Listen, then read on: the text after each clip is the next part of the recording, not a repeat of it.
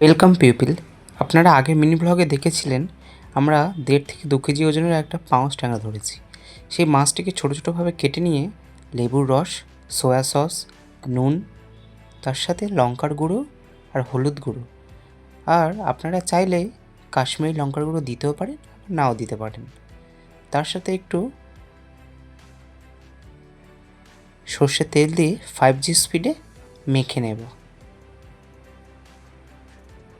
তারপর সর্ষের তেল গরম করে মাছগুলোকে ভালো করে ক্রিস্পি হওয়া পর্যন্ত ভেজে নেব। আপনারা চাইলে এইভাবে খেতে পারেন, কিন্তু আরও একটা পদ্ধতি আছে। তার জন্য পেঁয়াজ কুচি, ক্যাপসিকাম কুচি, লঙ্কা কুচি, ধনেপাতা কুচিকে তেলে হালকা করে টস করে নিয়ে তাতে ওই মাছগুলোকে দিয়ে ভালো করে নেড়ে চেড়ে নেব। তারপর ওই মাছগুলোর মধ্যে লেবুর রস আর হালকা করে চাট মশলা ছড়িয়ে আমরা খেয়ে নেব।